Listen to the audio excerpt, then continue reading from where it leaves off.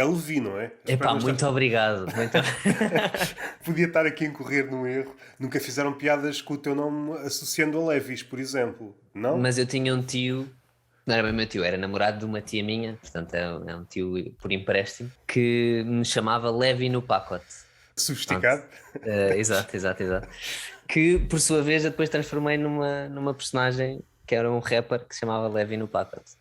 Se a memória não me falha, falaste no podcast com o Miguel no Contratempo que estavas a experienciar na quarentena essa vida de Sim, rapper. foi na altura, lá está, eu tive uma injeção de criatividade e pá, deixa-me, sempre gostei muito de rap e gosto da forma como, é engraçado que os rappers, muitos deles são comediantes, não profissionais. Eu sinto que há muita comédia no rap, os takes que eles mandam uns aos outros, eles próprios são muitas vezes cómicos. Mas não achas Eh, que por vezes o rap desculpa muito das piadas fracas que eles fazem? Sem dúvida, sem dúvida. E às vezes mais que isso, às vezes as piadas não são deles. Mas Sim, como sim, sim, está com sim, a sim, batida sim. por trás, eles estão protegidos. Depois há aquele fenómeno engraçado que eu já assisti várias vezes. Falei em relação ao público, a percepção do público. O comediante faz aquela piada, sei lá, uns meses antes ou uns anos antes. A recepção é a piada fraca. O rapper faz a mesma piada com uma batida por trás anos depois. Epá, o gajo é genial. Aliás, eu sinto que isso, e não querendo aqui atirar pedras, porque eu gosto muito dos meus colegas todos, mas musical. Chat. Não, gosto de todos os meus colegas. Mas, por exemplo, a comédia musical acaba por ter essa facilidade, ou seja, eu sinto que é mais fácil fazer comédia musical porque tu teres aquela bengala de estares com uma guitarra, estares com um piano, ou quer que seja, já estás a adicionar outro nível à tua comédia, no fundo, e facilita um bocado o processo de fazer rir. Uma coisa que se tu se calhar dissesses só a falar normalmente, teria zero risos, colocado de uma maneira mais ou menos inteligente numa música, facilmente gera um aplauso, estás a ver? Às vezes é batota, humorista, ou seja, quem for um artista qualquer, dá uma sensação que exige demasiado do público. O público às Certo. vezes está ali a ver o humorista como podia estar na rua a ver outra coisa qualquer. É um sentimento muito parecido àquele das marcas, público-alvo, como se aquele público fosse exclusivamente daquela marca. Não, o público Uhum. é daquela marca, como é igualmente de milhares de marcas. Pode estar agarrado, por exemplo, numa marca de roupa qualquer, a Adidas, no mês seguinte pode já não querer saber. Sinto que o humorista cai nessa tentação de achar que o público tem uma ligação muito grande com ele. Não tem. Sim, sim, Não, sim, não sim. tem. Está ali, está E lá ali. está, é giro, por exemplo, estávamos a falar disso nas noites da pastilha ali em Campo de Ourique. Uma coisa que eu me apercebi e que foi preciso as noites da pastilha para me aperceber é que quem lá vai, a maior parte das pessoas que lá vão, apesar de serem público incrível, normalmente as noites são muito boas, nota-se perfeitamente que o público que lá vai foi: olha, há aqui uma noite de stand-up, giro, nunca vi, se calhar, deixa-me ver como é que é isto. Ou seja, não é público de stand-up, não é público com cultura de stand-up, é malta que vai lá e tem aqui uma coisa para fazer quinta-feira à noite, deve ser um serão giro, bora ver. Ou seja, não é público nosso, não é público de stand-up. Estive a ouvir aquele episódio com o Ruben Branco no podcast Uhum. dele, com 100 sobre piadas. Espero não me estar a enganar. A produtora Pastilhas não existia naquela altura. Não existia naquela altura. Mas ali já havia qualquer coisa. Essa É... ideia de procurar sítios, de Sim, sim, agendar, já sim. estava lá desde o início. Aliás, eu mesmo antes dessa altura, já tinha organizado noites de stand-up e já sempre tive a vontade, porque eu tenho vontade de atuar, e tinha mais ainda naquela altura, porque tinha poucas atuações e queria atuar, queria melhorar-me. Quanto mais eu atuasse, melhor eu iria ficar, naturalmente, não é? Portanto, tinha muito essa necessidade de procura por sítios novos. Pá, surgiu, conheço o Miguel Sousa desde que comecei a fazer stand-up, praticamente, o João Chambela igual, e na altura da pandemia, que pronto, são os outros 2/3 da Pastilha Produções, e na altura da pandemia os três identificámos uns nos outros que tínhamos uma ética de trabalho muito boa, porque estávamos constantemente a produzir conteúdo para a internet, aproveitámos a pandemia ao máximo, basicamente. E então, pá, mais ou menos em conversa surgiu, tipo, então, mas imagina, nós somos três gajos que trabalham imenso, estamos sempre a fazer coisas, porque é que não tentamos fazer uma coisa todos juntos? Começou por tentarmos fazer produção de conteúdo, ou seja, a ideia inicial foi escrever uma série. Rapidamente, quando a acabámos de escrever, percebemos que não tínhamos dinheiro para a fazer, parecendo que não, o meio audiovisual está carote. Portanto, E neste processo de escrever a série surgiu a oportunidade de ir para a padaria. Mas porquê? Porque as ideias eram totalmente descabidas a nível financeiro, do género. Imaginaram helicópteros e coisas do género? Não. Ou foi coisas simples e vocês deram-se conta? Só o facto de respirar, só o facto de chamar pessoas envolve dinheiro e essas Sim, coisas é muito assim. isso. Ou seja, aliás, pelo contrário, nós sabíamos que tínhamos recursos limitados, tentámos escrever a coisa já baseado nisso, e mesmo assim, quando fomos a produtoras e a todo lado pedir orçamentos, quando nos chegavam os orçamentos, nós tipo, se calhar vamos ter que esperar um bocadinho, Ou e seja, temos aqui um compasso de espera. a conclusão é os recursos afinal ainda são mais limitados do que vocês estavam à espera. Exatamente. Ou seja, só pode haver um cenário, uma câmara, Sim. e gajos vão aparecendo, isso aí, tipo um teatro, estás a ver? Não sei se já foi dava um bom início para, seja por uma série ou por uma curta. Esta ideia não sei se é muito real ou não. O artista qualquer que lide com o audiovisual tem logo aqui uma ideia grandiosa e depois percebe, Sim. afinal não posso ter o helicóptero, afinal não posso... Mas vocês partiram já de uma ideia muito modesta. E mesmo essa ideia modesta não deu. Lá está, ou seja, o Chambel estudou cinema, eu tenho algumas bases de cinema também. É uma coisa que se aprende, tipo, tu tens que escrever conforme os recursos que tu tens, ou pelo menos os que tu achas que tu tens, e nós claramente achávamos...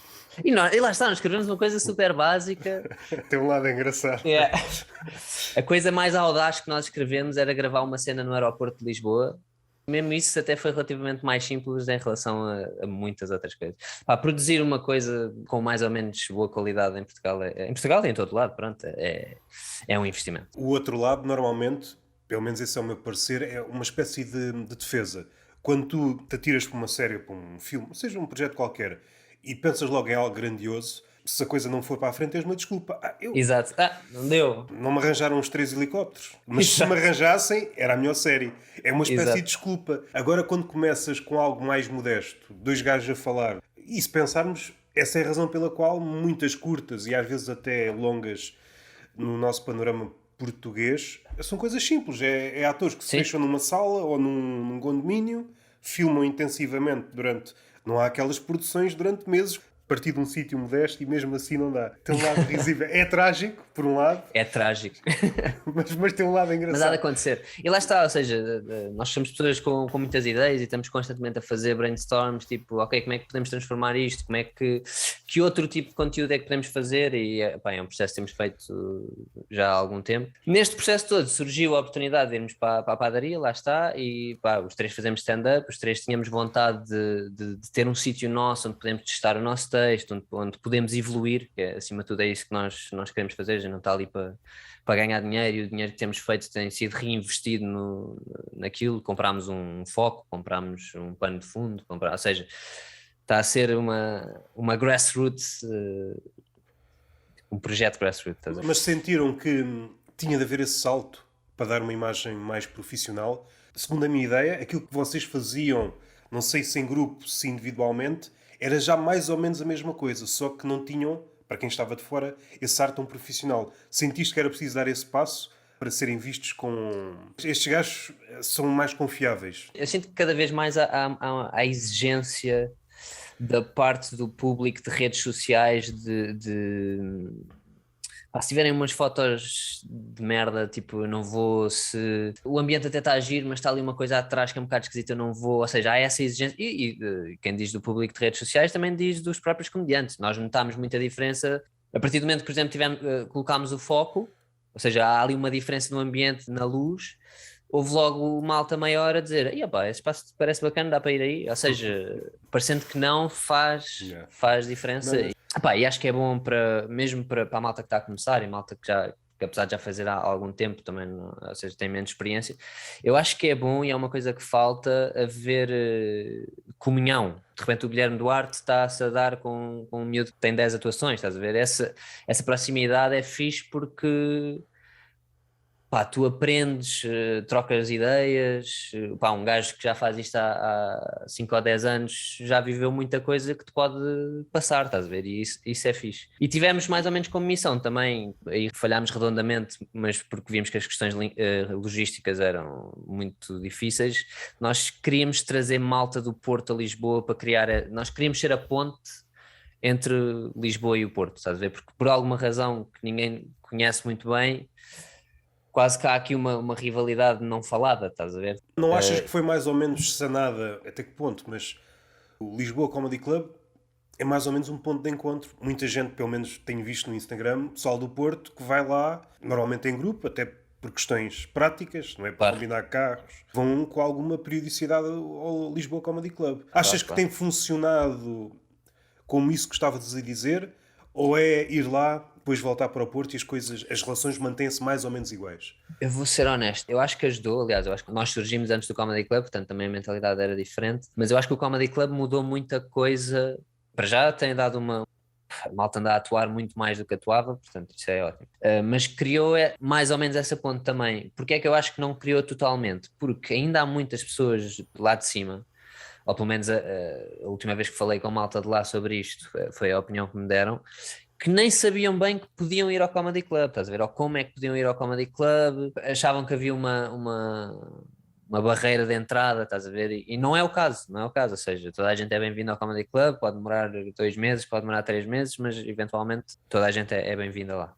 Não sei que atires dildos à cara de alguém, né? Ou faço uma coisa descabida. Disseste isso assim para o ar ou já aconteceu? Já aconteceu, já aconteceu. Pois, eu senti na tua cara qualquer coisa, não foste buscar isso assim do nada. Não. Há personagens do caraças, que também é uma coisa incrível do Comedy Club. Mas também faz falta, também faz falta. É claro que isto nunca é sinónimo de qualidade. Pode haver dildos positivos e outros negativos. Depende da forma como usas o dildo. Claro. É bem estranho.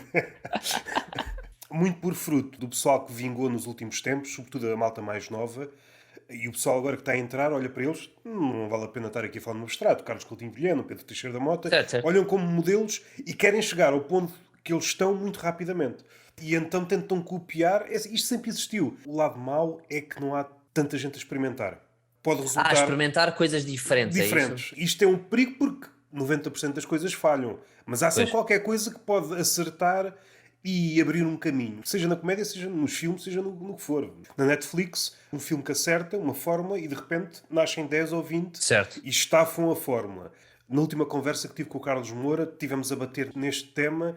Eu acho que é próprio dos tempos. O erro não é tão elogiado como era e por isso vemos alguém, um modelo, seja o Carlos Coutinho Vilhena, seja o pessoal de uma geração mais antiga, o Ricardo Araújo Pereira ou o Bruno Nogueira, e tenta seguir dentro do possível aquilo que acha correto. Mas aquilo que funciona para eles pode não funcionar para ti. Claro.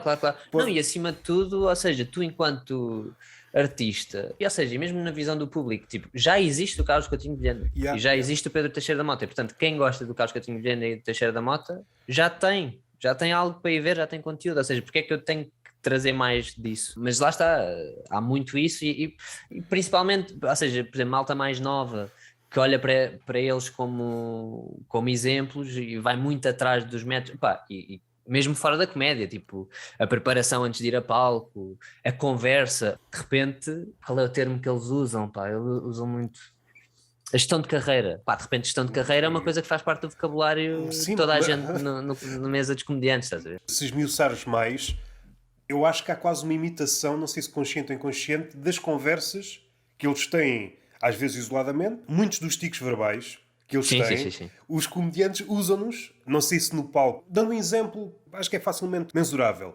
Por exemplo, o Pedro Teixeira da Mota no podcast dele. Se ouvires comediantes novos no mesmo formato, de certeza que encontras tiques e muitos. Isso pode ser problemático quando tu não dás conta. Eu ia dizer isso, já me aconteceu, eu de repente, olha, por exemplo, de repente, esta expressão, o de repente, estás a ver, eu sinto que foi muito popularizada pelo Teixeira da Mota, acho eu. Eu não acho que isso seja necessariamente mau, mas acho que é bom nós ganharmos consciência. E, por exemplo, eu quando ganhei consciência tentei afastar-me um bocado disso porque, lá está, é como ter tiques do Bruno Nogueira ou como ter tiques do Ricardo Araújo Pereira. Quando tu estás a tentar criar uma identidade e estás a ser associado a outros comediantes, não estás a conseguir fazer isso com sucesso, não é? Sinto que a nova geração está muito com aquilo de eu sou uma marca e tenho que me vender, ir àquele podcast não é bom para a minha gestão de carreira, e aparecer naquela rádio não é bom para a minha gestão de carreira e só posso ir a X podcasts por mês porque senão estou-me a vender demasiado. E, bro, faz piadas, mano, é só isso. Tem para aí 5 atuações, né? Já está a pensar nisso. Exato. Tipo, escreve piadas, mano.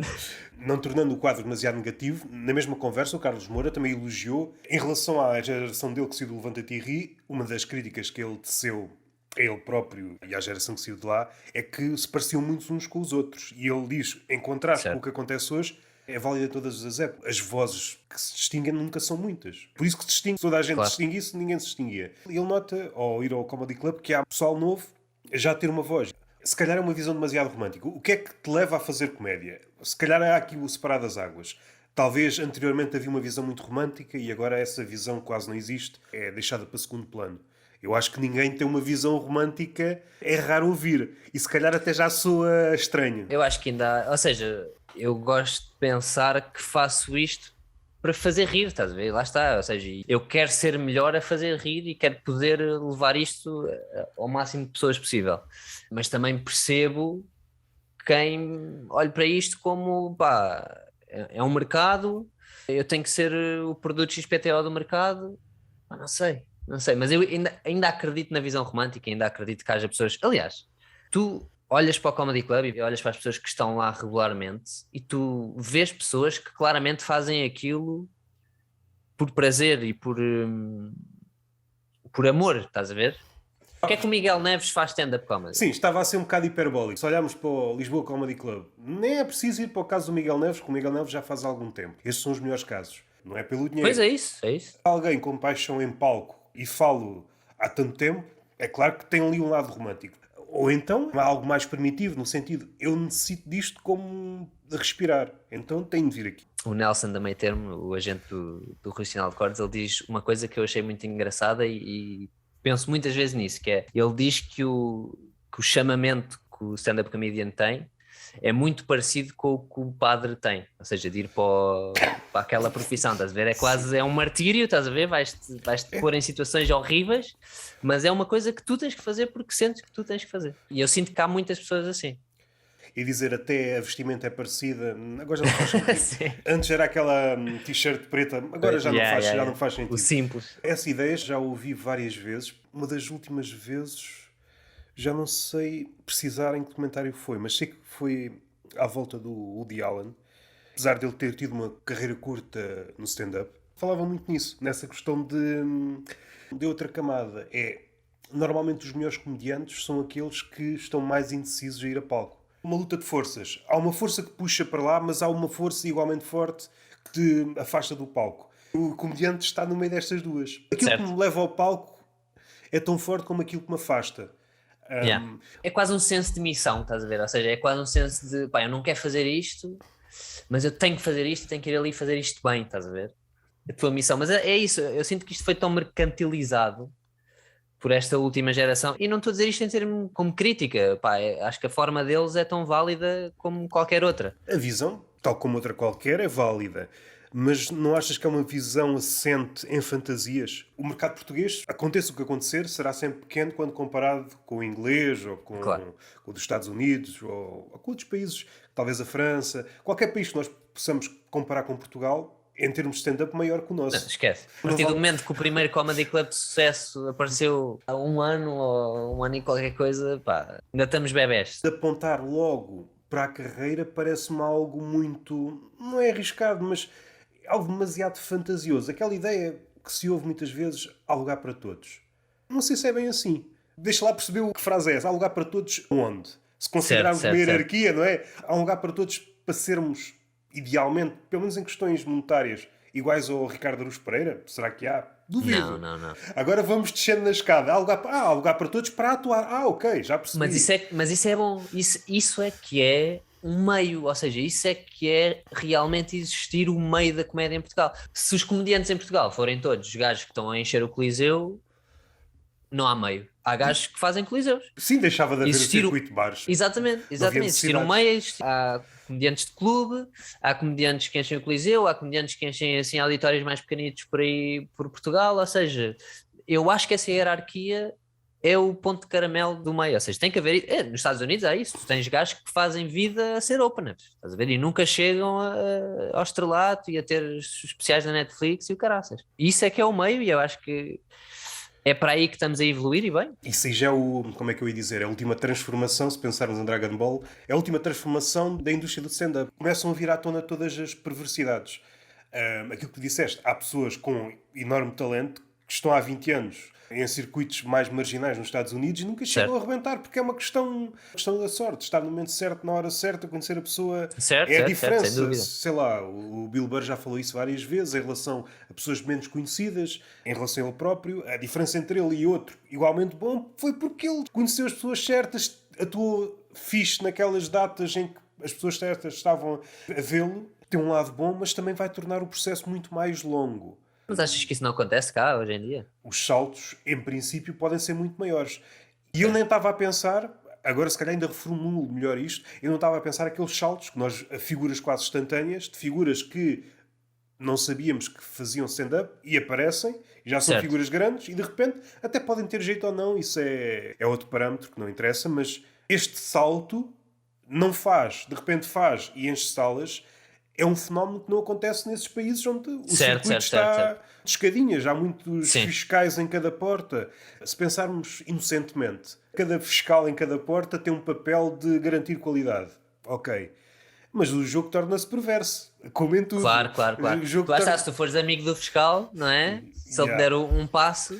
E, aliás, e isso vê-se acontecer, e infelizmente, eu acho que é em todos os meios artísticos, apesar de conhecer melhor um, acho que em todos os meios artísticos, aliás, todas as coisas da vida, há dois fatores. Há o fator talento e a tua habilidade, vá, para o que quer que seja, para ser nadador. E depois há a sorte de não teres ficado doente, poderes ter ido àquela competição onde estava o olheiro.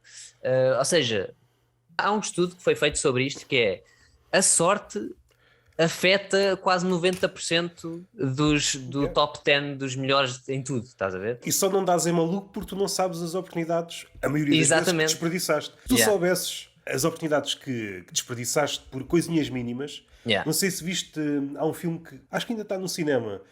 Como é que é em inglês? Epá, agora esqueci-me. Mas é com aquela atriz que aparece naqueles filmes de. Do multiverso. Sim, sim, sim, do multiverso.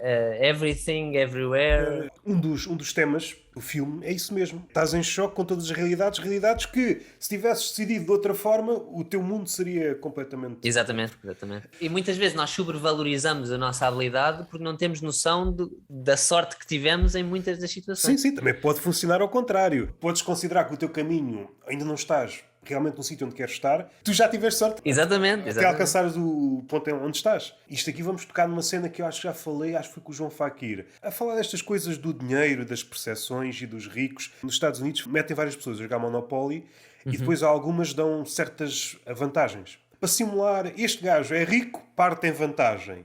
Nasceu branco Sim, sim, sim, na sim. Europa, Sim, sim, quarta é, vantagem. é, Yeah, qua- yeah, é qua- é quase uma experiência de privilégio aplicada ao Monopoly. yeah. E uma das conclusões que eles chegam é que as pessoas normalmente, as ricas, consideram-se como as escolhidas, como se aquilo não Exato. fosse uma sorte. É engraçado perceber, e mais que isso, o psicólogo a registar os comportamentos percebe que o falso rico do Monopoly começa a adquirir comportamentos de rico real. Certo. Começa a ser arrogante, começa a bater as peças com mais força no tabuleiro, porque é como se fosse senhor do jogo, basicamente. Yeah, yeah, yeah, Mas yeah. aquilo é só um jogo, não se consegue abstrair, é Exato. poderoso naquele jogo. Como o ser humano, quando tem poder ou pensa que tem poder, transforma-se noutra coisa. Mas não é só o ser humano, mesmo as pessoas à tua volta ganham essa percepção. Houve uma experiência, de repente estamos a falar só de experiências de psicólogo, foi feita também em que, ou seja, eram grupos de pessoas e era escolhido aleatoriamente um líder.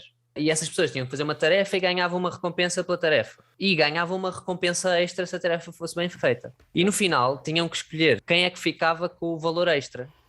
E escolhiam sempre o líder, apesar do líder não ter, ou seja, não tinha responsabilidade nenhuma acima, não tinha nenhuma habilidade que os outros não tivessem, simplesmente aleatoriamente tinha sido determinado que aquele era o líder, então as pessoas definiam que o líder é que devia receber o extra. Ou seja, nós estamos desenhados assim, estamos desenhados para...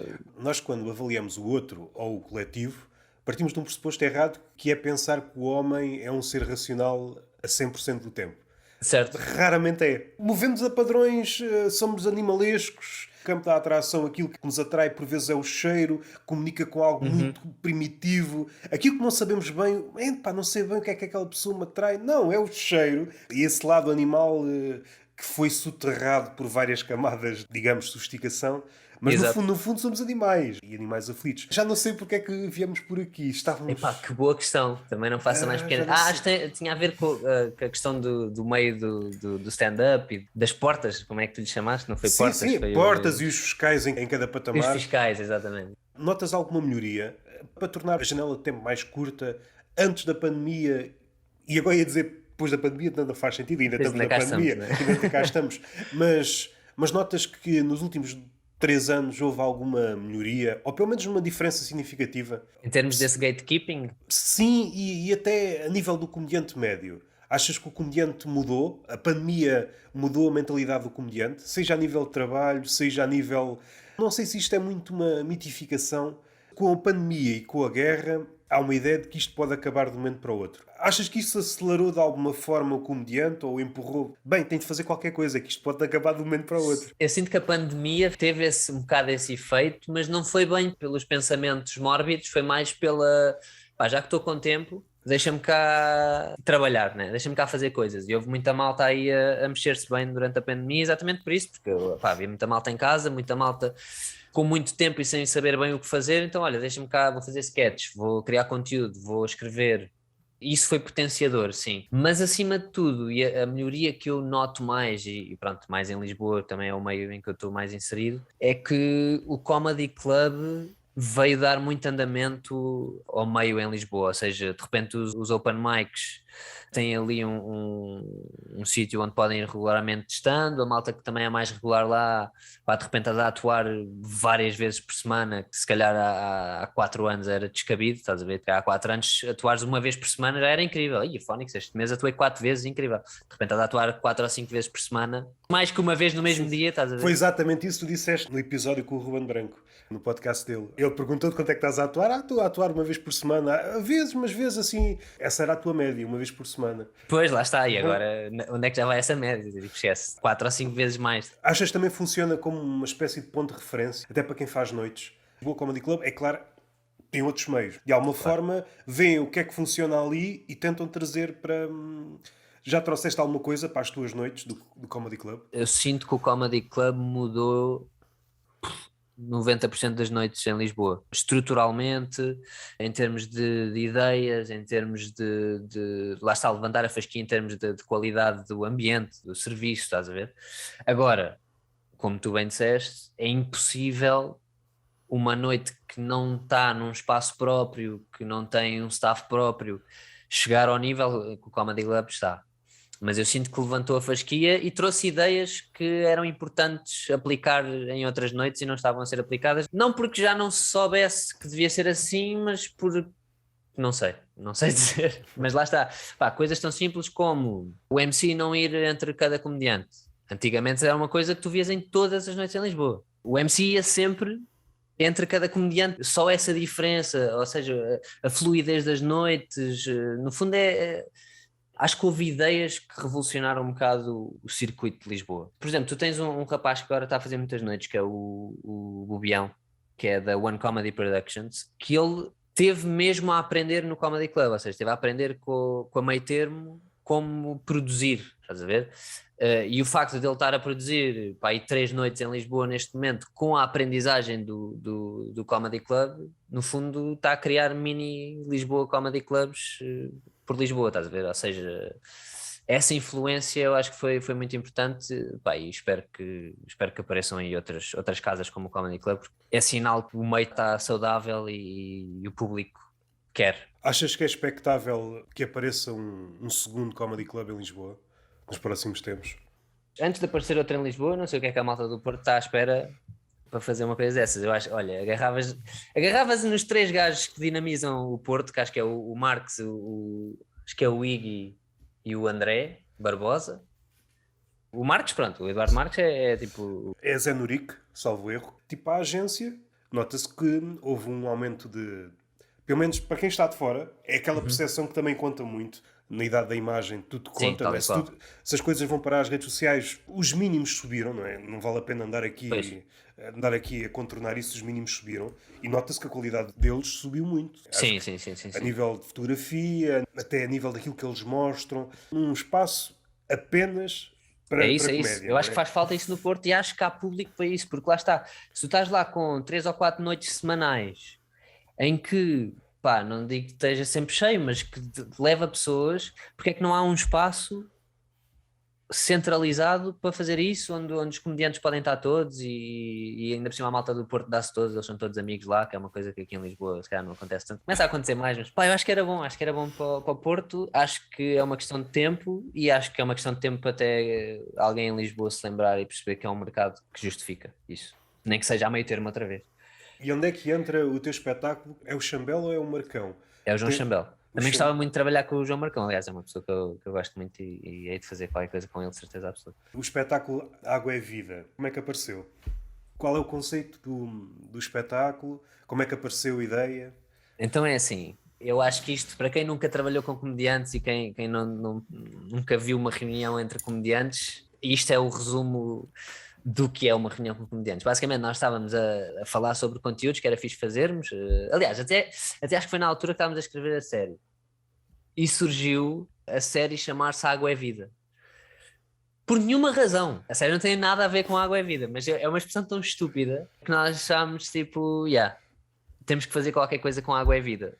Passou, pá, em um ano e malta, bora fazer um espetáculo. E João Chambel relembrou, malta, e se o espetáculo se chamasse Água é Vida? Isto numa chamada de Zoom, nós rimos muito e nós, sim senhor, o espetáculo vai se chamar Água é Vida. Se nós já tínhamos alguma coisa pensada para o espetáculo, não tínhamos. Tínhamos nada. Portanto, nós começámos com um título e como é que vamos transformar isto num espetáculo? Pá, e basicamente o espetáculo transformou-se. Claro que tem stand-up comedy, mas intercalado ao stand-up comedy tem quase umas TED Talks de pessoas a justificar certas coisas sobre a água. Tipo, há um gajo que acha que a água é incrível, há um gajo que acha que a água não é incrível, há um gajo. Há um intervalo que para mim é o ponto alto do espetáculo. É o momento. Eu espero que um dia isto vá parar à internet porque é realmente das coisas que eu mais me orgulho em termos de comédia e acho que um dia vou-me arrepender de dizer isto porque as pessoas vão ver e vão pensar, foda-se, Elias, horrível. Mas pronto, no fundo é isto. Nós começámos com um título ridículo, Água é Vida, vamos transformar isto num espetáculo e assim foi. Pelo menos a minha leitura é para brincar com aquela ideia dos influencers, como se fossem messias a dizer às pessoas bebam água, porque água. Exato, exato. Como se Tipo, fossem os primeiros, não é? isto é bem inovador, malta. Yeah, exatamente. O nosso ângulo foi um bocado esse, tipo, como é que nós agarramos na coisa que é mais essencial para a vida, tentamos convencer pessoas a comprá-la, tentamos convencer pessoas que ela é uma merda, tipo, de repente há negacionistas da água, estás a ver? Tipo, é um bocado este Estava aqui a tentar encontrar tipo uma família. Eu comecei a ver isso muito no Twitter. Influencers, sobretudo, a elogiar a água e como que incentivar o outro a beber água, que é muito certo. engraçado. Se tu és incentivado pelo influencer a beber água, tu não mereces viver, não é? Exatamente. Daqui a 20 anos temos influencers tipo, malta, respirem. Vocês deviam respirar mais durante o dia, não estão a respirar o suficiente. Sabem que o oxigênio é essencial para a nossa vida. Se procurássemos, de certeza que Já encontraríamos algum existe, não é? exemplo. Exato. Vem tudo do mesmo caldeirão. O Twitter tem pelo menos duas fações. É a fação mais irritada e depois tem a fação do óbvio. Sim. Isto nasceu na fação do óbvio. Dizer as coisas mais óbvias, provavelmente em reação à primeira, porque quando vais para a indignação há sempre problemas e é chato, sobretudo quando és comediante, levas ali uma chuva de merda. Agora, se tu disseres o óbvio, que é uma coisa mais ou Sim, menos toda a gente recente, concorda. até porque hoje em dia ninguém está para pensamentos muito profundos. Tu vais dizer o óbvio. Ok, água é fixe. Ok, respirar é Yeah. fixe. Tem algo muito risível. Sim, sem dúvida. O ângulo foi um bocado esse. Ou seja, isto é tão óbvio, é tão. É ridículo estarmos a pegar neste conceito. Eu gosto muito desse fenómeno. Já falei várias vezes. Este fenómeno de alguém dizer uma coisa óbvia e isso atrair montanhas de pessoas. Recordo-me sempre de um episódio de uma gaja qualquer no Twitter a dizer que gostava de presunto. E entretanto aquilo tem 10 mil retweets. Porquê? Lembrei-me de uma facção que não está incluída nestas duas, pá, que é a facção de que os pais venceram o cancro. Também há muito esta facção no Twitter. É um filho da facção do óbvio, não é? Uma coisa que é tipo unânime, toda a gente vai gostar, estás a ver? Pois essa facção, não sei em que grupo inserir, mas sim, eu acho que está a ganhar preponderância. Yeah. Inicialmente era relativo a coisas que te aconteciam, doenças ou tragédias Certo. que pudessem acontecer. Como isso já não rende, ou seja, como precisas de estar tão ativo no Twitter, tu já vais buscar coisas a outras pessoas. Há pessoas com relatos tristes todos os dias. A tua vida não pode ser assim, desculpa lá, mas isso não pode acontecer todos os dias, não. Que raio de vida é essa, não é? Estás a ser assediada todos os Sim, dias. todos os dias, não por sei todas quê. as pessoas e mais alguma, acontece de 30 por uma linha, és enganado. Não, não, desculpa lá, não. Que mundo é esse? Nós já chegámos aí, já estamos no exagero. Hoje é muito difícil sequer pôr a hipótese. Será que é verdade? Duvidar da vítima. Yeah. Yeah. Não foi o Freddy que fez uma experiência tipo, Fez. dessa questão do óbvio? Fazia uma cena bué feita, bué fabricada, para ter gostos, no fundo. Até recentemente, mas acho que as duas onde ele obteve mais reações, houve uma em que ele era bombeiro, e então espero pelo menos estar a citar a ideia corretamente. Tinha salvo, não sei se crianças, e depois gera-se. Explodiu, pai, pós Lá 10 está, no minutos. fundo é tu dizeres uma coisa que vai agradar É isso. ao público em geral e vai explodir, pronto. Se olharmos isto humoristicamente, não é bem humoristicamente, mas alguns humoristas já se agarraram a este estratagema. De uma forma mais calculada ou menos calculada, perceberam, bem, eu para vender as minhas coisas, ou pelo menos dar a percepção de que sou grande nas redes sociais, as piadas hoje em dia é um material muito arriscado nas redes sociais. Certo. Então vou dizer uma coisa óbvia ou vou dizer aquilo que... E o óbvio é aquilo que nós estamos a dizer, sei lá, o racismo é mau. É mau. O quê? Guerra má? Opa! Nós estamos muito em cima do presente. É o mal de estar vivo, mas é uma cena que não acontecia há décadas. Se alguém fizesse isto, era cilindrado por outra pessoa. Não é sequer o resto do chão do pensamento, é a cave, não é nada, isso não é nada. Estás a ser óbvio só, estás a dizer, estás a cuspir uma coisa que toda a gente acha, sim. Não sei se isto é uma espécie de consequência ao medo de dizer as coisas. Como é tudo muito problemático, e então grande parte das pessoas arranja uma forma, temos de dizer coisas, mas quase tudo pode ser visto como ofensa. Então resta-nos o óbvio. Ficamos com o óbvio. É aquilo que nós podemos... Mas isso é muito perigoso, pá. Para a liberdade de expressão, tu de repente estás condicionado, lá está, e é por uma massa invisível, não é? Estás condicionado. É claro que isto é tudo muito difuso. Se pensarmos, quando falamos de censura hoje, não falamos da censura de antigamente, que era uma coisa... Sim. Figuras... Havia o ditador, havia censores. Hoje anda muito difuso o censor e às vezes aquele que é vítima, às vezes são a mesma pessoa. A maior parte do tempo, tu próprio... Lá está, a escrever um tweet, a escrever qualquer coisa, tu estás a pensar, calma, eu posso dizer isto assim? Como é que eu posso dizer isto de forma a ser mais aceitável? Ou seja, nós tornámos os nossos próprios censores, não por nós não queremos dizer aquela coisa daquela maneira, mas porque sabemos que há câmaras em todo o lado a ver o que é que nós estamos a dizer e elas vão nos julgar 24/7, estás a ver? É muito interessante viver neste tempo. Mas aí a coisa começa logo a ficar enviesada. Quando pensamos... E o comediante às vezes utiliza isso de forma quase à queima-roupa. O lado genuíno e a verdade... Se tu não te consegues abstrair desse lado que estavas a dizer, posso ou não estar a ser filmado, alguém pode estar a ver ou não aquilo que eu estou a dizer, acontece aquele fenómeno de aparece uma câmara à tua frente e tu já não estás a ser bem tu. Tu és outra pessoa, yeah. Pode ser uma persona, pode ter que ver contigo, pode não ter que ver, mas já não és bem tu. Imaginar um mundo em que não há sítios onde tu possas eventualmente ser quem és, é mais ou menos isso que acontece numa rede social. Não sei até que ponto, que isto é muito difícil. A partir do momento que entram as marcas, as regras vão ficando cada vez mais duras. O Twitter antes, há uns anos, e nem foi assim há muito tempo, podias fazer tudo no Twitter. Tu podias, Sim. Hoje em dia já é mais Quer problemático. dizer, agora que a nova gerência, não é? Agora que a nova gerência supostamente vai voltar a... Estás a falar do Musk, não é? Mas ele supostamente voltou atrás. Eu acho que ele não... não estava a par disso. Ouvi que ele tinha voltado atrás, porque havia lá uma incongruência qualquer, então voltou atrás no negócio. Como é típico dele, não é? Isso é muito uma manobra à Musk. Mete o nome dele, não é? Exato. Fez a mesma coisa com, acho que foi com a Bitcoin, uma coisa assim. Sim, que é para controlar o mercado. No fundo, é o homem que mais controla o mercado de ações e de cripto do mundo só com palavras. É incrível. Esse é o perigo de alguém que tem tanto poder. Só o facto. Tu dizes sim ou não, mudas o mundo. Não sei por que caminho é que nós estávamos a falar na questão do espetáculo. Quantas vezes é que já fizeram o espetáculo? Fizemos o espetáculo uma vez, à data. Estavam 3 datas e nunca foram Sim, adiadas? nós tínhamos uma data no Porto, uma em Lisboa e uma em... que era no sítio hilariante, pá. A Ruda dos Vinhos, que foi mais ou menos o mesmo fenómeno do espetáculo chamar-se Água é Vida. Foi tipo, porquê é que não fazemos em Ruda dos Vinhos? E sim, isso era hilariante. O que é que aconteceu? Nós conseguimos encher a sala de Lisboa não conseguimos encher mais nenhuma. Ou seja, encher nem tão pouco, estar perto de vender 2 dezenas de bilhetes, estás a ver? Então o que é que a gente pensou? Pá, vamos gastar dinheiro a ir ao Porto, pá, ainda temos que pagar à sala, ainda temos que pagar gasolina, ainda temos que pagar portagens, temos que pagar dormida, se calhar não. E a Ruda dos Vinhos foi tipo, pronto, já foi gira a brincadeira, já chega. Já chega. Vamos calhar lá não, ser não é? homenzinhos agora, não é? Exato. Basicamente enchemos a sala do Comedy Club só. Éramos para ter feito ali uma sala em Lisboa também, derivado de vários problemas, nomeadamente com a Câmara, com as próprias pessoas do teatro, etc. Acabou por não ir para a frente também.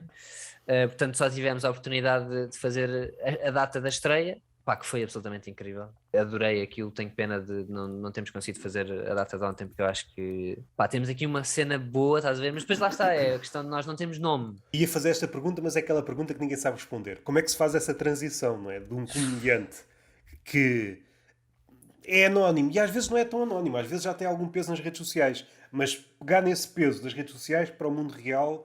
Tens que fazer vox pops no diário não, no relatório DB, tens que ir para o 5 para a meia-noite, tens que aparecer num sítio que já tem visibilidade, que não é o caso de nenhum de nós. Conseguimos fazer o milagre da primeira data, e acho que vai ser um milagre difícil de repetir, porque quem queria ver já viu. A malta que nós conseguimos amealhar das noites da pastilha, que não, pá, parecendo que não é assim tanto, não é? Porque a maior parte das pessoas que lá vão depois não são super fãs de comédia. Os que são foram ver o espetáculo, tá a ver? É o que é? Tens de criar um conteúdo viral. Não? Ou seja, é a Então, leva a possibilidade. Pois, a possibilidade de um gajo aparecer, por exemplo, no Lisboa Comedy Club. Um gajo mesmo muito bom. Já é uma postura quase que não é do nosso tempo, mas esquecer as redes sociais. Focar-se apenas no Comedy Club e noutros sítios quaisquer. Percebes da reação do público, gosta mesmo daquele gajo. Está um ano ou dois no Comedy Club e no circuito, agora decide fazer um solo. Achas que esse passo é impossível sem as redes sociais? Não é impossível. É impossível encheres uma sala com mais de 100 lugares. Imagina, eu estou muito regularmente no Comedy Club. Estão lá 50 pessoas por noite. Se calhar dessas 50 pessoas converte-se em, no máximo, tipo 5 seguidores. Estás a ver? Desses 5 seguidores, converte-se em 0 bilhetes vendidos. Estás a ver? Yeah, Tipo, yeah. não são Sim, essas sim, 5 pessoas sim, que vão sim, comprar sim, bilhete. sim, Estás a sim. ver? Estão-se a cagar. Tipo, curtiram agora naquela noite. cria logo um cenário negro. É que as redes sociais, sobretudo o Instagram, têm este lado muito. É, assim, é negro e realista. Por exemplo, fazes qualquer coisa, sei lá, vais a um sítio até que com alguma visibilidade ganhas alguns seguidores. Ganhas 20 seguidores. Passado um bocado, 5 desses seguidores abandonam. Yeah, vão-se embora. Vão-se embora. Como se faz, sim. Passar mais um bocado, vão outros e tu ficas com 5. E aqueles 5 ficam lá a pairar. Se calhar um daqueles Sim. interage contigo. Depois há um dia que tu fazes uma coisa que ele não gosta e ele vai-se embora e ficas sem ninguém. Yeah, tal e qual. Isto é mesmo bué complicado. Por exemplo, eu noto, tenho uma noite que correu bué da bem, ganho 10 seguidores. Incrível. Na semana a seguir, à Fórmula 1, eu faço stories sobre Fórmula 1. Aquela pessoa está-se a cagar para a Fórmula 1, eu vou ali com 5 stories, puto, estou-me a cagar para ti. Pá, foste incrível no Comedy Club, aqueles 5 minutos foram incríveis, mas, man, não estou para levar com 5 stories de Fórmula 1, vai para o caralho, estás a ver? É o que acontece. É um dos sintomas de ser pequeno. Um gajo Sim, grande sim. pode fazer tudo, não é? Pedro Teixeira da Mota pode falar sobre tudo. Não só acham graça, como se calhar não gostavam de Fórmula 1 ou não gostavam de ténis. Por exemplo, no caso do Teixeira da Mota, é tipo, calma, este gajo faz ténis. Olha, também quero, também vou. Sim, Estás a ver? Pá, para mim, quem é o Viga lá está-se a cagar. Tipo, quer ver isto? Puto, deixa-me em paz. Estás a ver? Eu gosto de ti porque tu estás a fazer uma coisa que eu gosto. Não há uma conversão. E às vezes mesmo dentro da comédia, gostou de ti a fazer um determinado tipo de beat, ou de tema, de piada, fazes outra coisa que não tem nada a ver. E não gosto de ti. Podes gostar de fazer todo tipo de humor. A ver-te a fazer um humor mais agressivo. Não.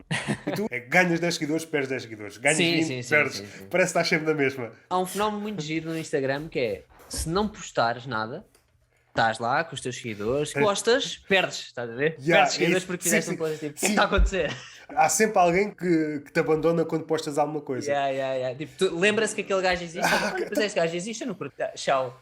Se eu não postar nada, aparecer daqui a 20 anos, tenho bués seguidores. É isso, estás lá só, tipo, se calhar é 1% de crescimento, estás a ver, por ano, mas vais Sim, crescendo. mas vais crescendo. Postas. A probabilidade de falhares com uma piada é muito grande. E atrás merda. Já para não falar desse fenómeno de teres de lidar com a merda, depois encaras a merda como queres. O comediante fica sempre um bocadinho tonto. Se não estiver habituado leva ali uma chuva de merda. O Twitter, então, tu tens de ter uma saúde mental do caralho para estar no Twitter. Ou seja, a expor-te enquanto comediante, etc. E as pessoas já, ou seja, tu teres comediante na tua bio, já há uma expectativa de... Eu não posso falar de coisas sérias. Às vezes, tipo, quer falar de política a sério. Tipo, isso não teve piada. Eu tipo, bro... Eu só estou a dar uma opinião. Calma contigo. A expectativa já da tua parte, e tu tens de ter uma saúde mental do caralho. Durante a pandemia houve aí situações no Twitter que dá vontade de mandar o telemóvel fora. O comediante hoje, para estar no Twitter, tem que ter uma cabeça muito... tem que estar noutro plano. Ok, estou a pôr aqui as minhas piadas, aconteça o que acontecer, seja aplausos, seja críticas, não me afeta. Caso Até contrário... porque muitas vezes o resultado que tu tens no Twitter não é real. Já falei várias vezes também isso. Eu acho que há uns anos há uma certeza que a piada era boa, hoje não, hoje nem isso. A piada pode não ter reação nenhuma e ser uma boa piada. A piada pode ter milhares de retweets e corações e ser uma piada de merda. Tal e qual. É o circle back para aquela conversa de há bocado. Se eu fizer uma piada que é completamente óbvia e vai agradar a toda a gente e não sei o quê, epá, retweets por todo lado e favoritos e está muito bem. Tudo pode ser ali uma piada que é super inteligente e está muito bem estruturada, etc. Pá, se ninguém perceber ou se tiver ali uma coisa mais controversa, a malta não vai gostar. Basta não ter o gosto certo para não chegar a lado nenhum. Outro fator que cada vez tem mais força é se tem que ver ou não com os assuntos do dia. Há dias em que os temas do dia são tão fortes que tu faças o que fizeres, epá, ninguém liga. Pode ser a melhor piada do mundo sobre uma coisa que não tenha nada a ver com o tema. Ninguém quer saber. Porque está toda a gente concentrada a extrair. Como é que eu consigo extrair sangue deste tema? Seja comediantes, seja pseudo-ativistas, está tudo ali à volta do cadáver. Assim, como é que eu consigo tirar coisas daqui? Sim, um gajo está a fazer scroll e tipo, calma, como é que este gajo está a falar de outra coisa? Vai para o caralho. Do ponto de vista do scroll, tem alguma graça. Um assunto como a guerra. A guerra, então, agora lembrei-me aqui de um assunto. Lembro-me de um episódio antes da guerra. Houve um assalto qualquer. Assaltaram uma orivesaria. Não sei se era para o lado de Lisboa, mas... eram duas donas já velhotas e as donas ripostaram contra o bandido. E lembro dos programas da manhã e há alguma coisa no Twitter que a dúvida era, no caso, a pistola era a fingir, discutir se a pistola era a fingir, se não era, qual era o modelo. E hoje em dia, na guerra, toda a gente sabe os modelos de todas as armas. Caraças, ganda salto, meu. Ganda salto. Uma pistola de plástico... há um mês ou dois, ninguém sabia se aquilo era verdade ou não. Sim. Agora, toda a gente sabe os modelos e de onde vem. E é engraçado que, principalmente no Twitter, o Twitter eu sinto que é um estímulo de aprendizagem muito grande para muitas pessoas. Aquelas pessoas que vivem no Twitter, eu posso nomear alguns, mas não vou fazer isso porque quero preservar a minha vida, no fundo. Há pessoas que vivem lá dentro e têm que estar a par de tudo e vão se informar sobre os temas para dizerem coisas inteligentes e toda a gente gostar daquilo, estás a ver? E isto faz muita confusão, porque vive noutro sítio, man. Tenho a certeza absoluta que há pessoas que estão na rua a passear, estão no Twitter, estão sempre a mandar. Há gajos que fazem tipo 100 tweets por dia, na boa, estás a ver? Pá, vai tocar em relva, mano, estás a ver? Deixa os humoristas em paz, né? Deixa os humoristas em paz. É um lado também muito risível do Twitter. Aconteça o que acontecer, pode acontecer uma pandemia, uma guerra, um atentado. O tema preferido de um certo grupo de pessoas é o humor. O humor no sentido... o humorista está a dizer merda, ou não devia fazer, ou, por exemplo, agora mais recentemente, o novo especial do Ricky. Sim. O que é que achaste? Ainda não vi. Não há assunto mais querido no Twitter que dizer mal do humorista. E o mundo pode estar a acabar. Por razão nenhuma. Tu viste o tweet da Inês Mais Linda agora há pouco tempo? Sim. Ela foi ver o concurso da Bang. O Gonçalo Patrício. Que estão a começar. Exatamente, ele fez um retweet disso. Não sabia esse contexto, ou seja... está a haver uma gala de pessoal que está a começar, não é? Exatamente. Okay, Aquilo era um concurso da Bang. A malta que está a começar, a malta que faz há mais tempo, mas ninguém ali é tipo... se calhar nenhum dos gajos que participou tem mais de 50 atuações. E ela está a julgar o humor nacional por essa amostragem. É absurdo. Tem várias camadas de errado. Depois há aqui outro fenómeno, não sei se foi... depois havia um tweet que acompanhava esse tweet, mas seja como for, há um fenómeno de... o ponto de partida é estúpido. Dizes que não podes fazer... piadas sobre, sei lá, pedofilia. No caso dela era pedofilia e depois vegetarianismo, as coisas que... Era tipo vegetarianismo, mulheres, namoradas... Foi as coisas que ela se lembrou. Até encher o número de caracteres. Um lado engraçado que é, se o comediante fizer parte daqueles grupos que são considerados marginalizados, tem a carta branca para fazer sobre qualquer um destes temas. Com certeza. E às vezes são elevados a génios. O que? Um homossexual a fazer piadas sobre homossexuais? E isto para mim não faz confusão. Foi o que aconteceu, ou seja, ela deu props ao Dagu, pá, que Deixa aqui escrito, é dos gajos mais incríveis que eu vi. Poucas atuações, mas o gajo é incrível mesmo. Raramente se chega aqui. O que é que ele está a dizer? Até nesses grupos. Já tenho visto coisas muito engraçadas dessa facção que é contra os humoristas, que os humoristas portugueses é tudo uma merda. E depois vou ouvir umas semanas, não sei se consciente ou inconscientemente, publicam uma piada que não é deles, é de quem? Do Nilton. Ou seja, Com certeza. vão buscar, não sei, pensam que é deles. Nada contra o Nilton, isto não é para particularizar no Nilton, é mais na questão de os humoristas portugueses são todos uma merda. Mas olha lá a piada que eu estou a fazer, que nem sequer é minha. Fico logo com o estômago a borbulhar. A respeito da análise, eu acho que nunca chegamos a este lado. Ou é comediante, então é uma merda, ou então faz parte de um grupo, é sempre bom. Muitas das vezes o que acontece é que essa pessoa está a fazer uma piada que já foi feita. É merda na mesma. A defender um ponto de vista até agradável, mas humoristicamente fraco. Uma piada de merda na mesma. E nunca chegamos a este lado. É como se o que importasse hoje em dia, deixa-me lá ver o teu cartão. Ok, és do grupo dos certos, então Exato. podes fazer tudo. Fazes parte dos populares? Podes fazer tudo. És só um humorista? Não. Um humorista branco não podes fazer. Não podes fazer. Eu gostava que essas pessoas dessem uma espécie de lista. Mas que tópicos é que realmente podemos fazer? Só para ter uma ideia. Exato. Quais são os temas que podemos falar, Inês? Diz-me, eu falo sobre isso. A Pantone, agora acho que é 2 cores por ano. Dizem eles, esta é a cor do ano. E eu propunha, este ano, não digo o tema, mas 4 ou 5 temas. Este ano só podem falar sobre estes 5 temas. Pá, isso era incrível. De repente todos... Tínhamos essa proteção. Nós estamos a cumprir as regras. Todos os anos definia-se os limites do humor e era literalmente, era tipo 5 coisas, o resto está fora. A forma como se escolhiam esses temas, isso deixa para os sábios. Tinha 5 temas e era com esses 5 temas que uma espécie de ONU, estás a ver? Uma ONU do humor. E a ONU do humor definia quais eram os 5 temas do ano. Quais são os 5 temas menos problemáticos para 2023, por exemplo? E escolhíamos. E era esse debate. A partir daí, quem ofendesse um humorista no Twitter era preso. Vinha um polícia. Desculpa lá, estou protegido pela lei. Tu não me podes mandar abaixo. Eu estou. De repente a GNR, meu amigo, portanto, você fez um tweet a falar mal do humorista que fez uma piada sobre frigideiras. Você sabe perfeitamente que o Pantone do humor definiu que frigideiras era um tema, portanto você vai para a cadeia 5 meses para pensar bem no que fez. Pá, adoro. Isto tem muito falsidade e no fundo é só um jogo de egos. No fundo, estas pessoas nem gostam nem odeiam o humor. Falam do humor como podem estar a falar de outra coisa. Sim. Falar destas coisas no tom que elas usam gera bom engajamento. É cavalgar uma onda. Aliás, foi o que ela fez. Ela disse uma coisa genérica a dizer mal do humor. Sabe perfeitamente que quem a segue pensa da mesma maneira, vai ter gostos. É por isso que aquele tweet existe. A questão do Kiko, o Kiko que fez, quando percebeu que aquilo estava a dar visibilidade, foi, olha, sim senhor, já que isto está-me a dar gostos, vamos a isso. Há esta mentalidade de cavalgar a onda do que dá gostos e retweets e o que quer que seja. Antes havia uma espécie de mínimos éticos. Hoje não, não há. Hoje é o que for. Há uma cena que eu tenho vindo a perceber. Este grupo que não gosta muito do humor português e é muito engraçado. Agora lembro-me de outra coisa. Eles têm sempre um exemplo para dar. Depois é engraçado que esse exemplo faz merda e eles têm que estar sempre a mudar de exemplo. Exato. Eu recordo-me, há uns anos era o Louis C.K. Depois fez merda, vão buscar outro. Depois faz merda, depois vão buscar outro. Agora é James A. Caster. É o exemplo deles.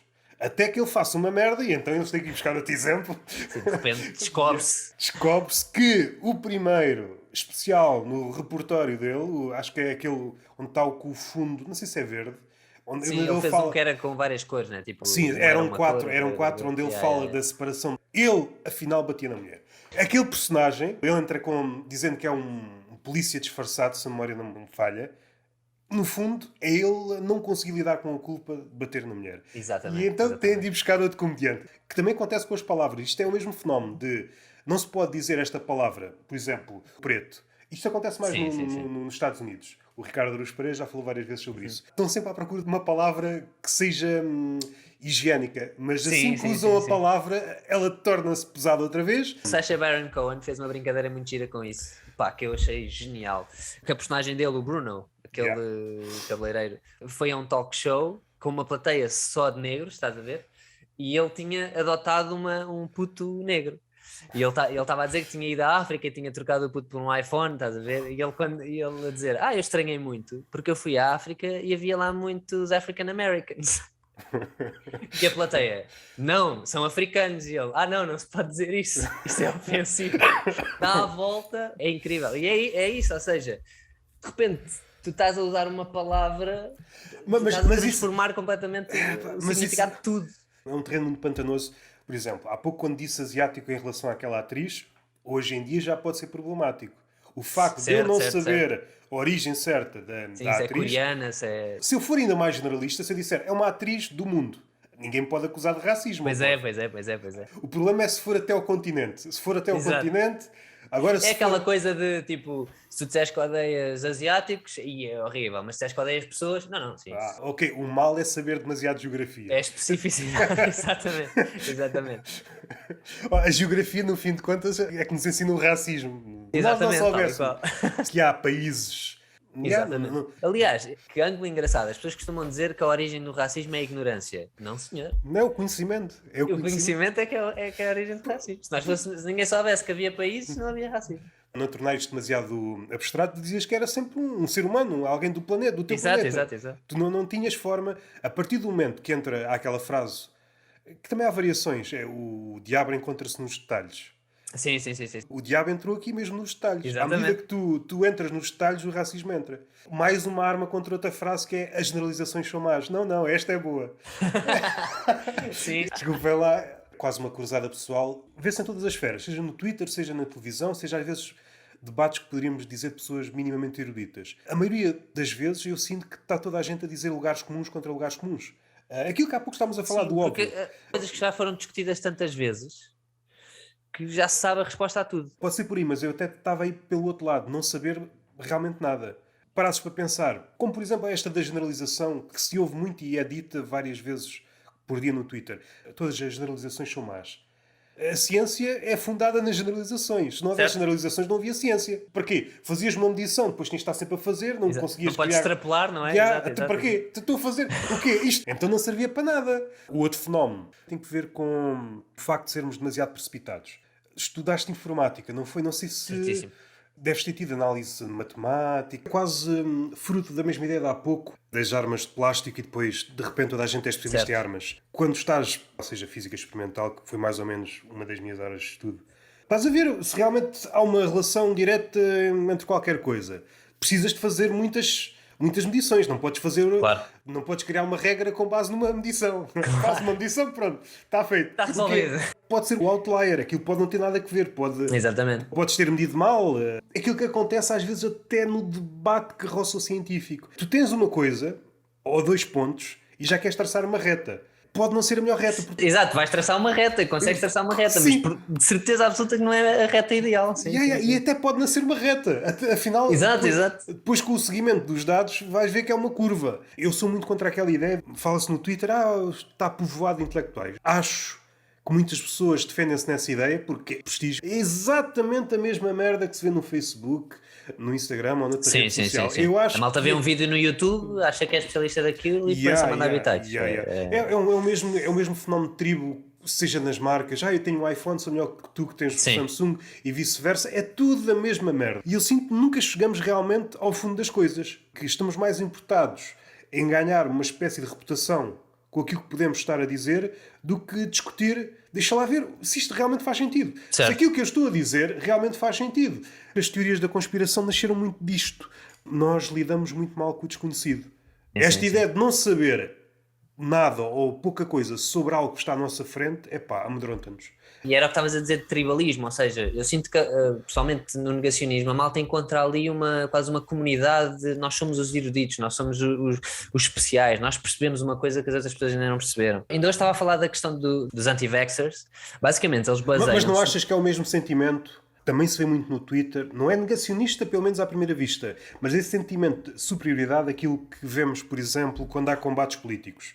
Parte a parte. Às vezes começa na direita, outra vez na esquerda. Eu defendo esta ideia, eu acho que esta ideia é absolutamente impecável, logo sou superior a ti.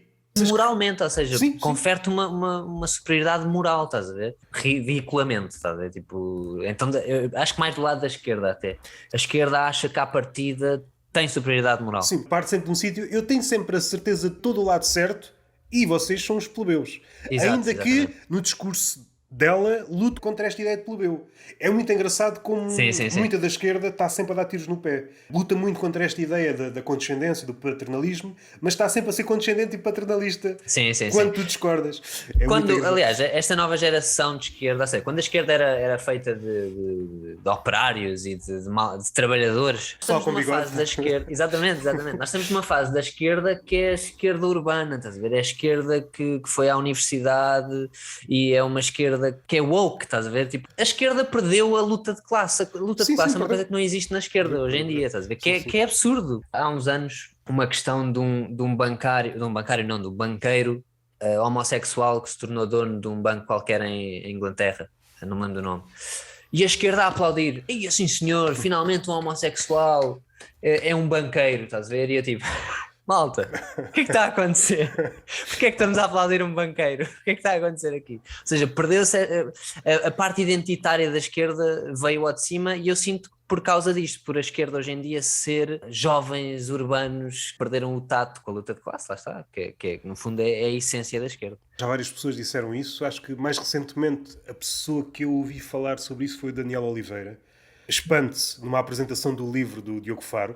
Não conheço o livro do Diogo Faro, por isso não vou falar sobre ele, mas a parte do Daniel eu acho que é muito boa. Ele fala exatamente nisso. A esquerda perdeu em todo o terreno. E vê-se dia a dia os direitos dos trabalhadores estão a ser retirados, a pouco e pouco, Certo, certo, certo. e parece que ninguém liga, está tudo. Não, eu sinto que o máximo que se liga é. Acho que há dois fatores que permanecem da esquerda, que é a Mariana Mortágua a dar porrada nos banqueiros. De vez em quando tu ouves os líderes da esquerda a dizer não, temos que defender os trabalhadores, mas é isto, só, estás a ver? Tipo, Sim, mas de defender como? sim, mas não. Temos de defender. Para a prática não chega a nada, não há Exato. medidas concretas. Aquilo que acontece hoje na esquerda é uma espécie de vitória possível. Como Sim, perderam no terreno real, e muita da frustração que vemos no discurso da esquerda mais radical vem daí. É um ressentimento de ter perdido a real luta, que sim, é a sim, luta sim. das classes. Conformaram-se, não é? Sim, agora nos Sim, senhor, últimos o tempos, capitalismo está cá. acho que voltaram a buscar algumas desse vocabulário. Já ouço o pessoal, seja do LIVRE, seja às vezes do Bloco de Esquerda, vai buscar um bocadinho de ok, não há luta não sei do quê, sem luta de classes. E assim, pá, Certo, certo, certo. fogo, só agora é que foste buscar isso. Exato, lembrar. Isso aí nem culpo bem os partidos, eu acho que aí é uma questão do poder, não é? Ou seja, o poder está centralizado ali em dois partidos e não sai muito dali, e enquanto não sair, eu acho que não vai haver grandes mudanças, nem vai sair. Os partidos são clubes de futebol, estás a ver? Ninguém. Eu diria que se calhar se 10% da população for perder tempo a investigar sobre política e sobre as questões socioeconómicas, a não sei o que, é muito. Não há 10% da população a fazer isto, estás a ver? Está tudo ocupado, Yeah. está tudo preocupado com o Benfica, está tudo preocupado porque pá, saiu mais tarde do trabalho e quem é que vai buscar os meus filhos. As pessoas preocupam-se com a vida deles, estás a ver? A parte mais global é muito abstrata para a maior parte das pessoas, portanto a política transforma-se em futebol. Tipo, quem é que é da minha cor? É o PS? Bora, bora. Toda a gente está centrada nela própria.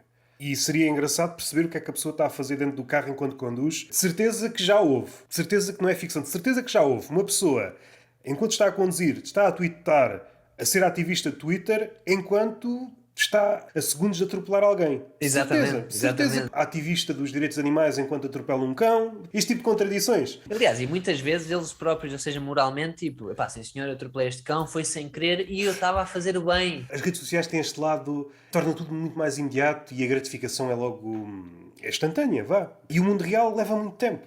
Há É, muitas pessoas que só usam o mundo real para carregar smartphones hoje em dia, não a usam para lá nada. exatamente. E para fundos de selfie. Se bem que o fundo também já pode ser com Pode ser uma um green croma, não é? screen. Mas voltando para a comédia, há pouco falaste no último especial do Ricky. O que é que te agradou assim a traços gerais? Ou melhor, vamos pegar no ponto da polémica.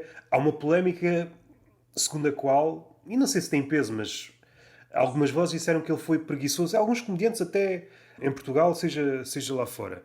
Tiveste essa leitura? Achas que não? Eu vou dizer honestamente, eu percebo porque é que alguém diria isso. Eu acho que há coisas tão geniais. Construiu. Aliás, a piada de início, eu vi a piada de início antes de ver o special, porque foi o trailer que a Netflix colocou. O trailer do special dele está escrito de uma forma tão inteligente Quer dizer, pronto, também não é a coisa mais genial que eu já vi, mas eu acho que está escrito de uma forma muito inteligente. Portanto, não concordo com esses comentários. Basicamente, ele está quase a explicar ao público como se o público fosse muito burro. E, ou seja, claramente ele está a falar para... Ele sabe perfeitamente o que é que está a fazer. Ele sabe que vai haver insurgência contra o que ele está a dizer. Portanto, ele já está a explicar tudo, tintim por tintim. Olha, isto é ironia. Olha que isto é ironia. Agora, olha, fiz outra vez. Estão a ver? Fiz outra vez. Seus malucos. Ou seja, ele já sabe o que é que está a acontecer. Aquele special está escrito já plenamente consciente da consequência que vai ter. Estás a ver? E eu acho isso muito inteligente.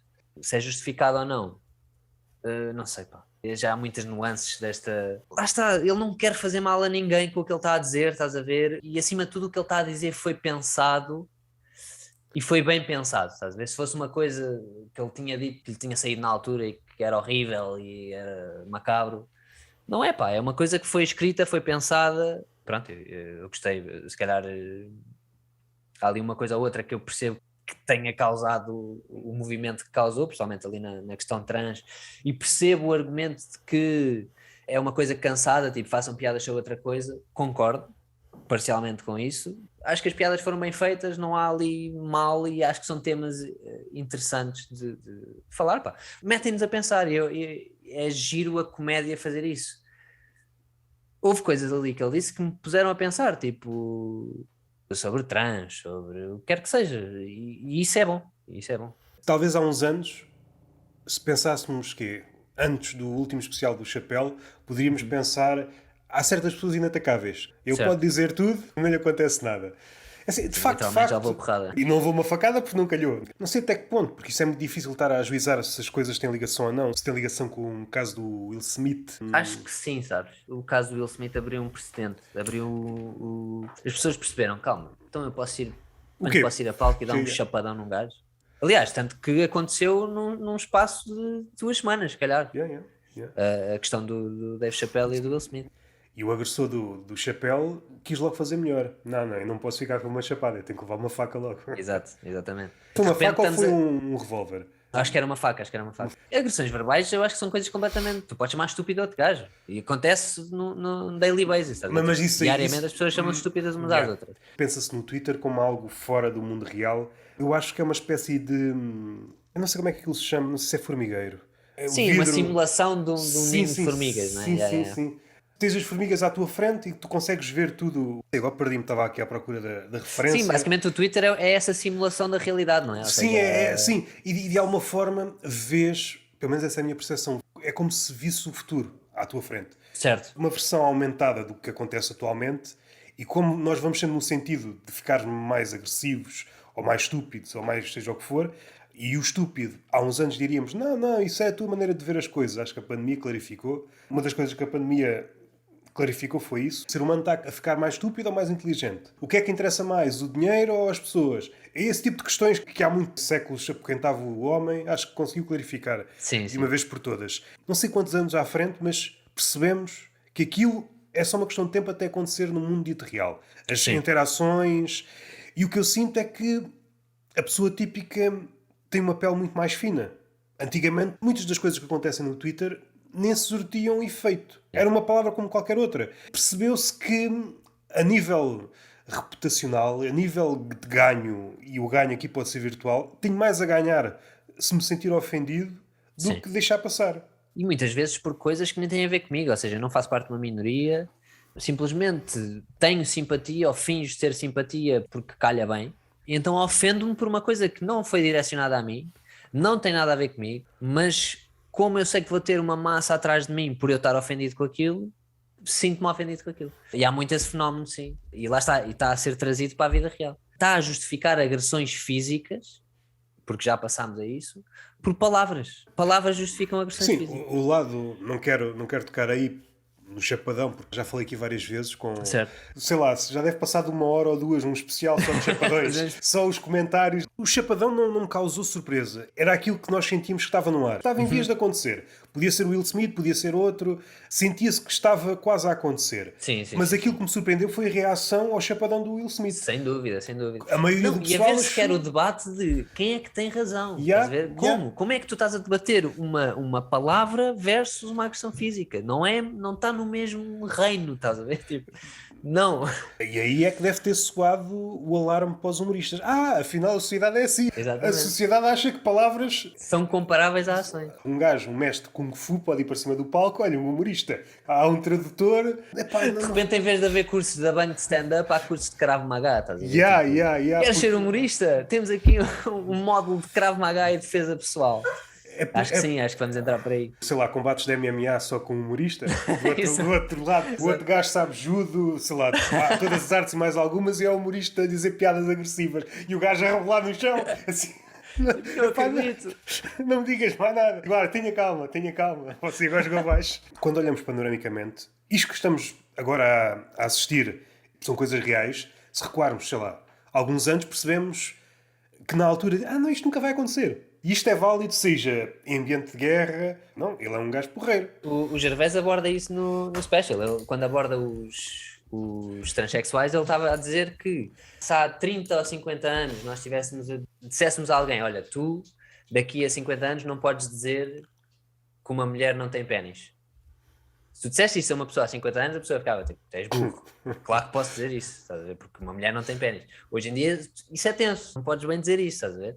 E ele aborda isso, a evolução de uma coisa que hoje em dia é aceitável, daqui a 10 anos pode ser a maior atrocidade que tu podes dizer, estás a ver? É sempre um exercício humorístico, mas às tantas pode ser desencorajador porque percebemos que o mundo pode ficar um sítio demasiado negro. Há vários exemplos e uma das coisas que me diverte é perceber os vários exemplos. Sei lá, por exemplo, as universidades de Direito em que os estudantes não querem ouvir sobre violação porque isso pode melindrar de alguma forma. Mais uma vez, se recuares, basta 10 anos, isto é um sketch. Alunos de Direito que não querem ouvir as leis sobre violação, isto é absurdo. É absurdo. Sim. Estamos a caminhar sempre para este lado cada vez mais absurdo. Das cenas que eu só dei conta há uns tempos é o chamado o ativismo da gordura e depois o ativismo da deficiência. Eles partem da mesma ideia, que aplicam em todos os ativismos. Por exemplo, aquela ideia de que todos os corpos são bonitos. No gordo já está mais difundido, na questão de já não se pode dizer bem que o gordo não é saudável. E isso nos Estados Unidos está a chegar a proporções. O médico, por exemplo, não pode dizer ao gordo certas coisas. E isto faz-me rir. Perceber que um gordo vai ao médico, tem problemas a nível... E o médico está com medo de lhe dizer porque pode sofrer um processo, pode ser despedido. Repercussões, exatamente. Isso faz... Porque lá está, ou seja, imagina, tu estás num ponto em que... Antes que me esqueça, um exemplo é, acho, daqueles... do ativismo da deficiência, de que todos os corpos são bonitos e se o deficiente rejeitar aquilo, não sei qual é a palavra certa na nomenclatura, mas se rejeitar qualquer handicap que possa ter, é visto como internalizou, ou seja, o deficiente é visto como igual no sentido de capacidades, e isto ganhou tanto prestígio que já houve pessoas a tentar tornar-se deficientes para... Sim.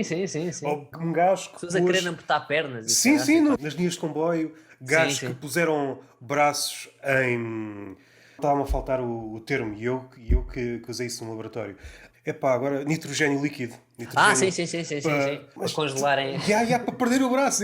Mas que raio de mundo é este?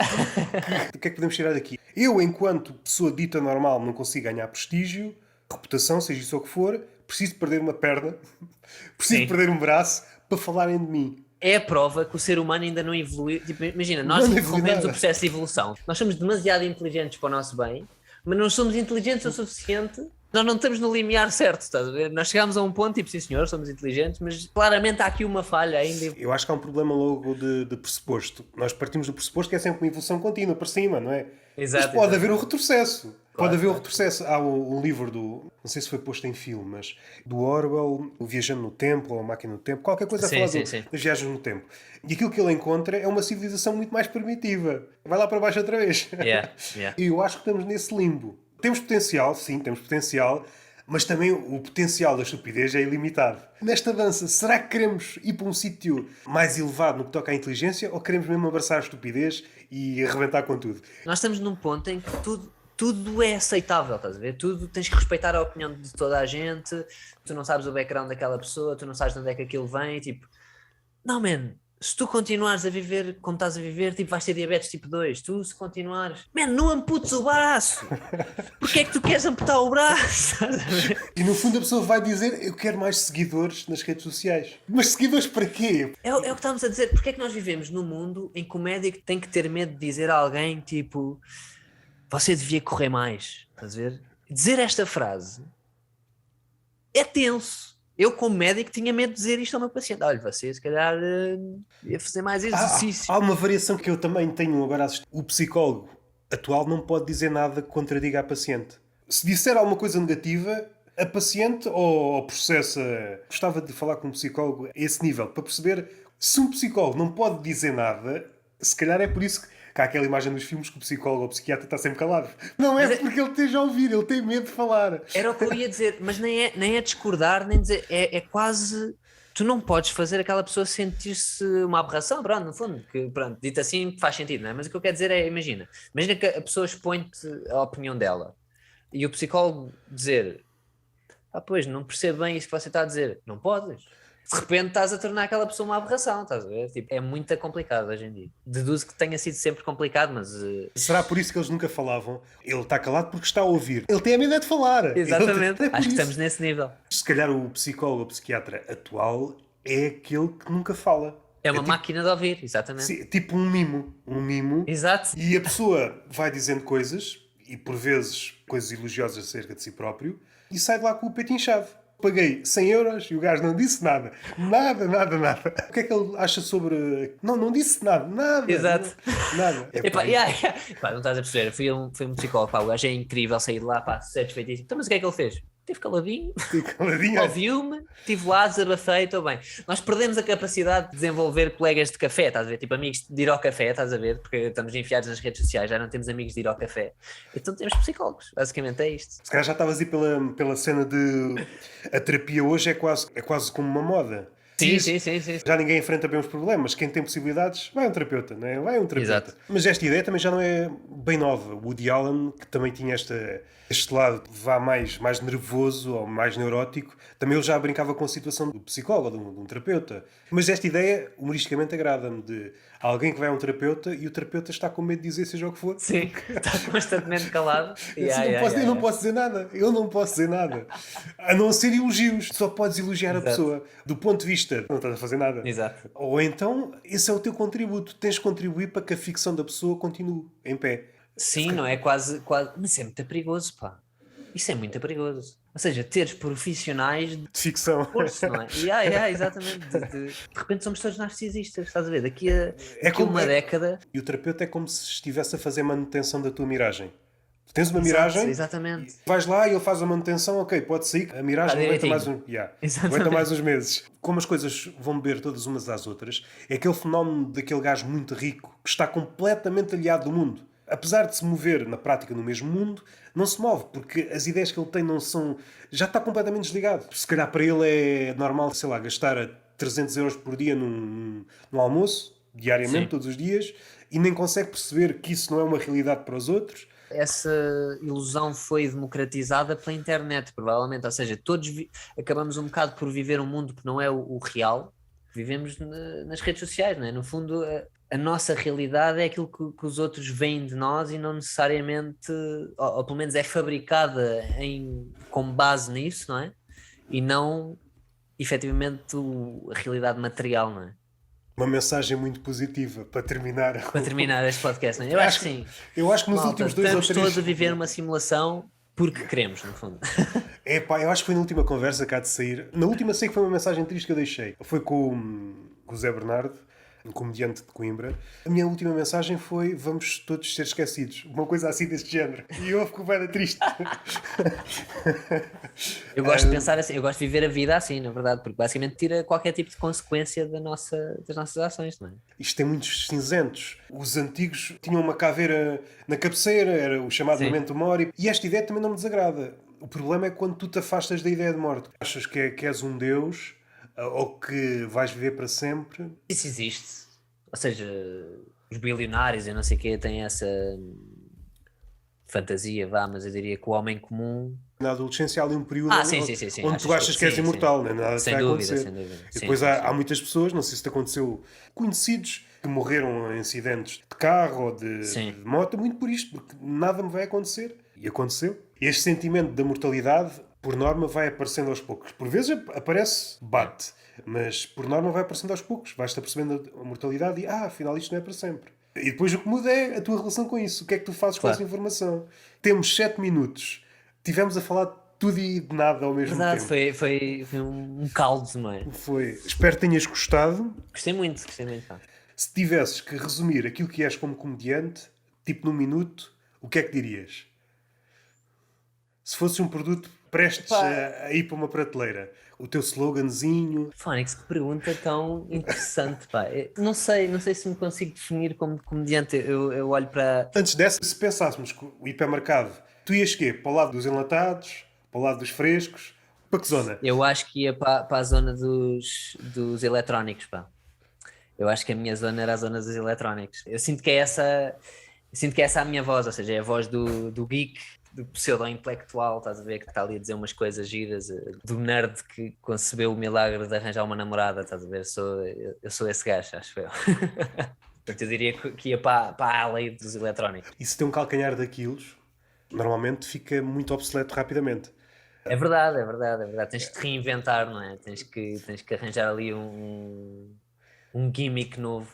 Mas por outro lado, há um mundo tão grande. Imagina, os enlatados é finito, não é? É robusto. Há quanto tempo é que conheces uma lata de bom petisco? Aguenta. Eu por acaso não sei qual é a validade média, mas já há de ser alguns anos. E já está há muitos anos e há de continuar, não é? No lado eletrónico, às vezes um bocado até... Há um joguinho, não é? No telemóvel, umas vezes maior, outras vezes mais pequeno, e às vezes é tipo um jogo de, não querendo alongar isto, mas por exemplo, naquele gadget da Microsoft, que nasceu como tablet, mas às tantas já é o Surface, um computador, o Surface, sim.